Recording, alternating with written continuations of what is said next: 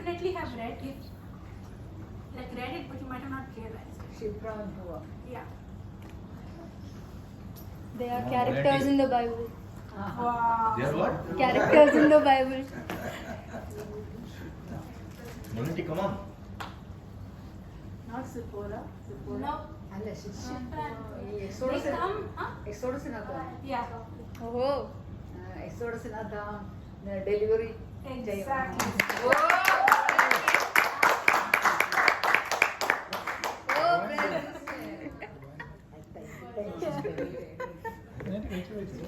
What price it is?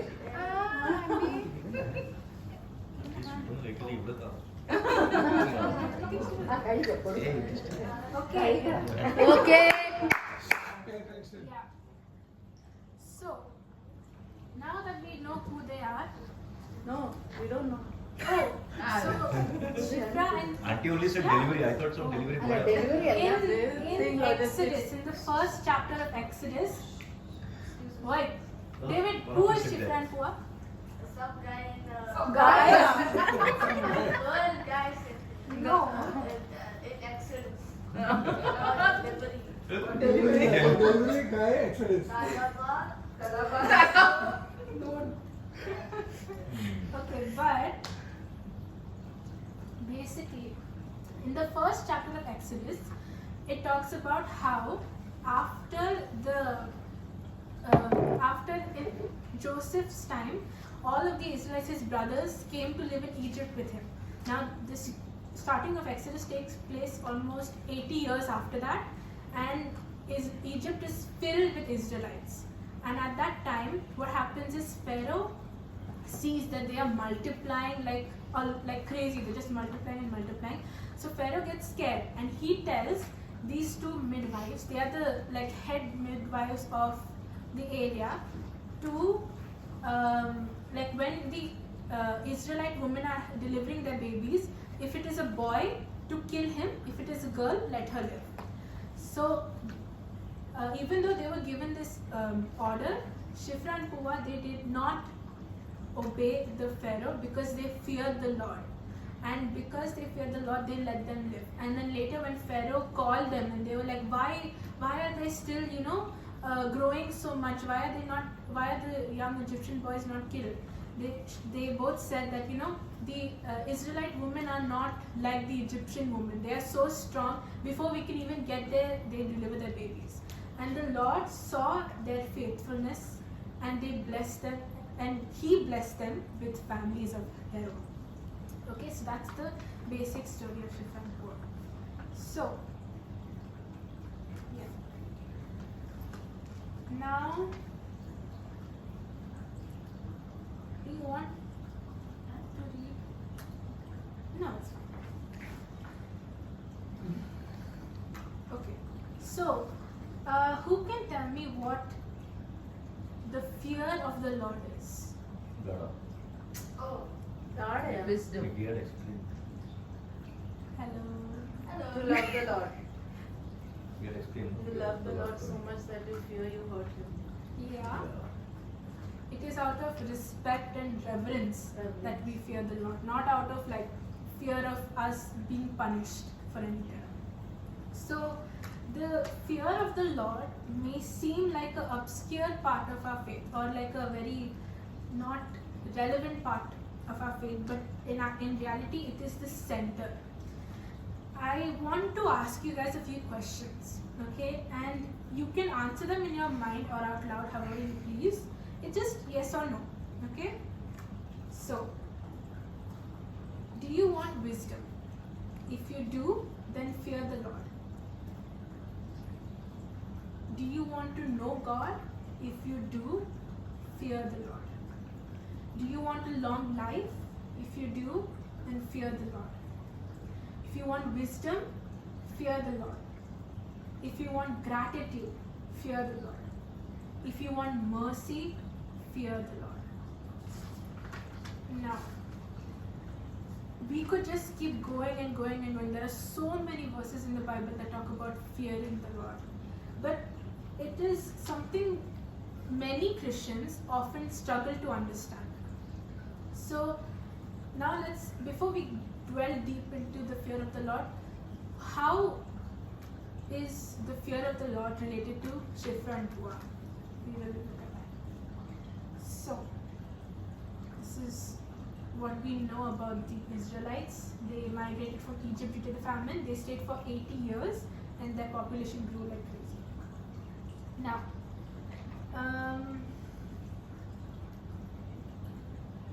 then Pharaoh, the king of Egypt, gave this order to the Hebrew midwives, Shifra and Puah: when you help the Hebrew women as they give birth, watch as they deliver. If the baby is a boy, kill him. If it's a girl, let her live. When we read the first part, we can see Pharaoh's fear is highlighted. He was afraid of losing his power, and he was scared that he was actually, this point is wrong, but he was scared that they would be able to overthrow and kill him. But when we look at verse 70, but because the midwives feared the Lord, they refused to obey the king's order, and they allowed the boys to live too. It is important to notice here that the courage that they have despite their social status. Now, to be a midwife, it is at those times considered like a maid kind of a position.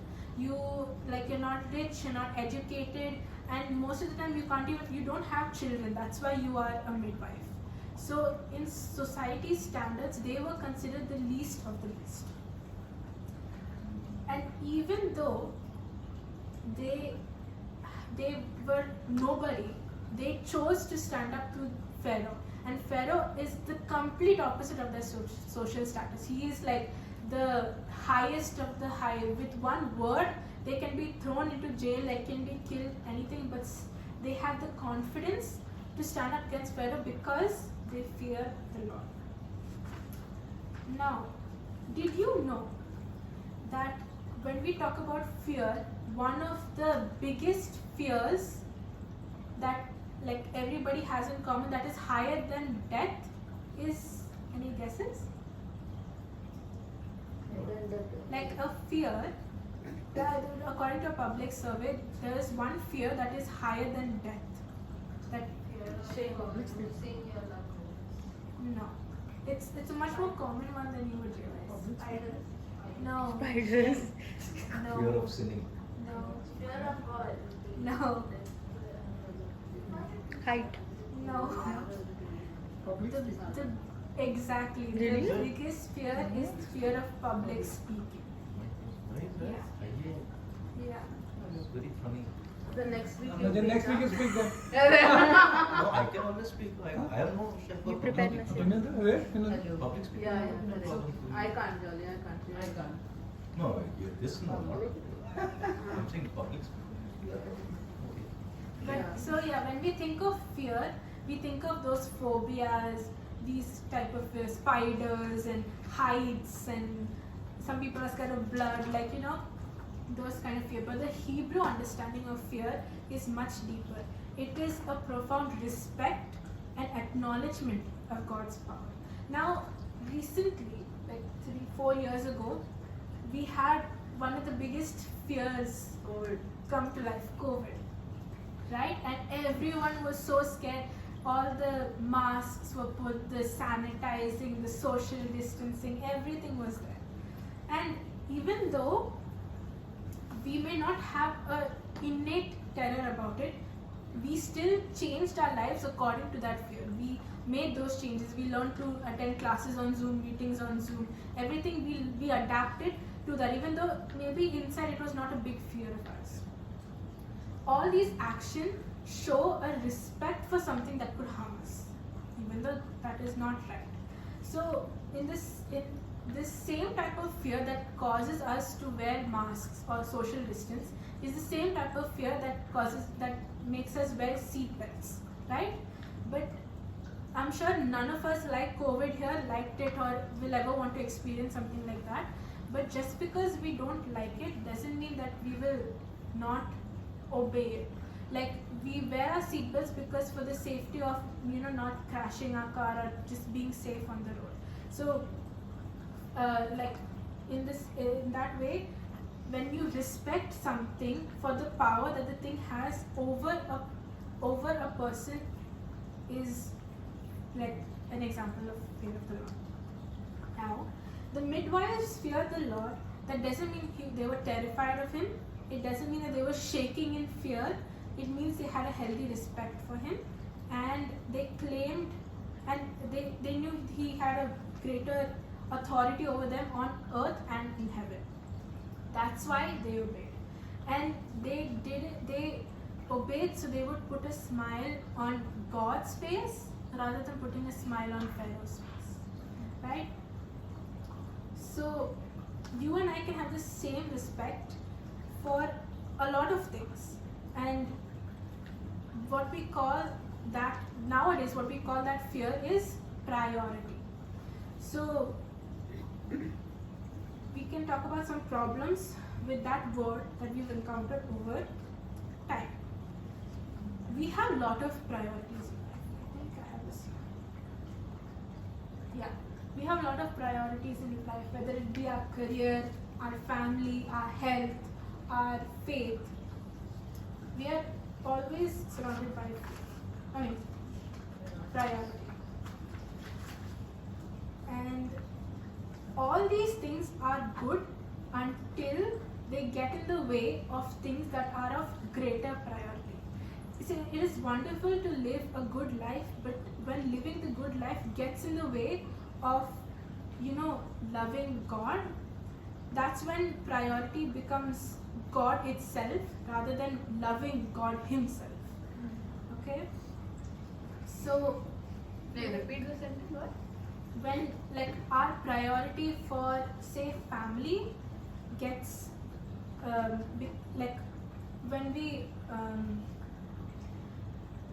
when living the good life gets in the way of loving God, that's when that priority becomes God itself rather than us loving God himself. Priority Yeah. becomes more than God. Yeah. So the fear of the Lord means to place his thoughts, feelings, and his smile as our top priority. Even if everything we desire is against it. Shifra and Pua also made the same simple decision, and they got caught for it also. It's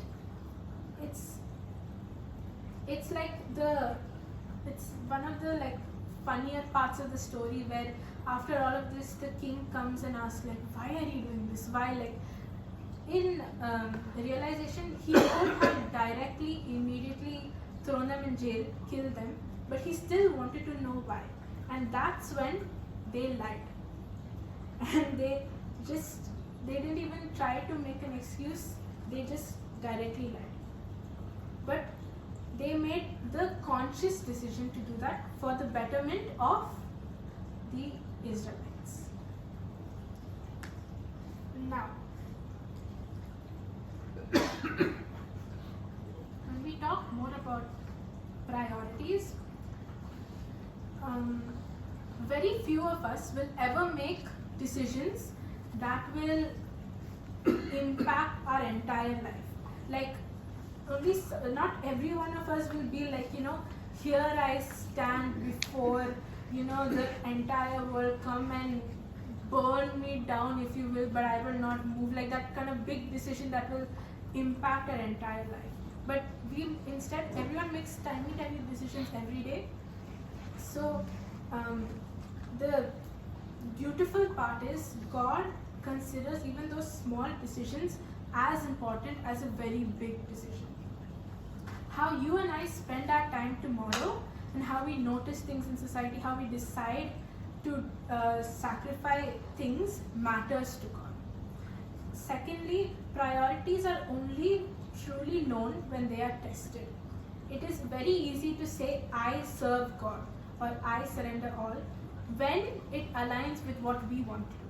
But when serving God or surrendering to God's will is one way and our own desires are another way, that's when we are maybe this is not for me, I don't want, maybe it is not right for me. We make up excuses to stop ourselves from doing that. So let me invite you to a thought. What happens when serving God means making a choice that sacrifices your comfort or desires? How will you choose? What will you choose? And asking this to yourself every day is important. Whenever you when you are faced with those big decisions, the first thing you should ask is, how does it align with God's plan rather than my plan? And like the last thing about priorities is, there is no plural for priorities. Like there is priorities, but the word priority itself means first thing. Like when something takes priority, there is nothing that can overtake it. Like when we say my family is my priority, means nothing else can go above it. Everything else comes under me. So there's actually only the word priority is correct. So like, when you go and see small children, like maybe Sarah's age, if you ask her, like, who are, like, if you go to a classroom and you ask her, she's like, this is my best friend Jocelyn, and this is my best friend Esther, and this is my best friend David, and this is my best friend Jaden. Like they will say 100 people's name as their best friends. But as you grow older, then you will not have so many best friends. You might have one best friend. You may not have any best friends at all. So that like, we will think of it like, oh, that's so cute. Like, she thinks that everyone is her friend. So sometimes even God looks down at us and thinks, isn't that so cute that they think that they can keep so many things as a priority with me. So in the end, the way to know your priority is to determine what you will hold on to when everything is pushed away. Let's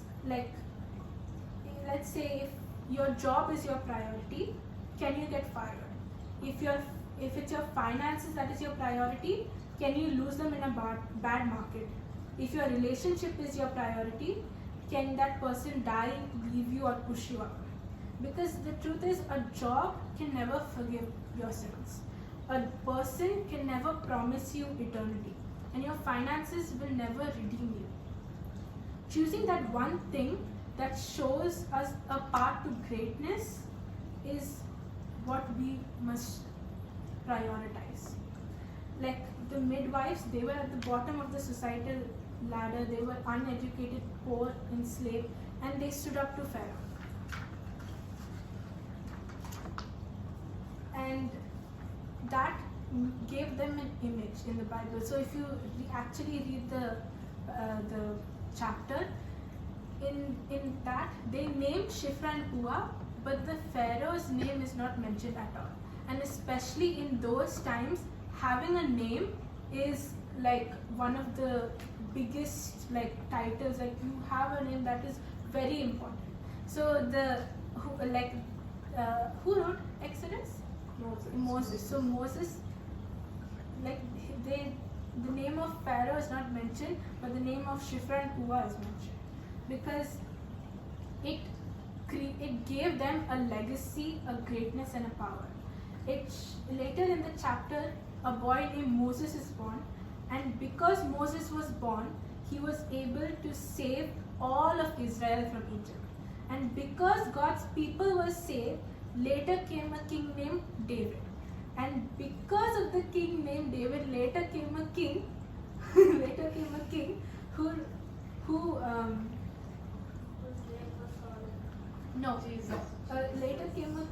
who saved us all, whose name was Jesus.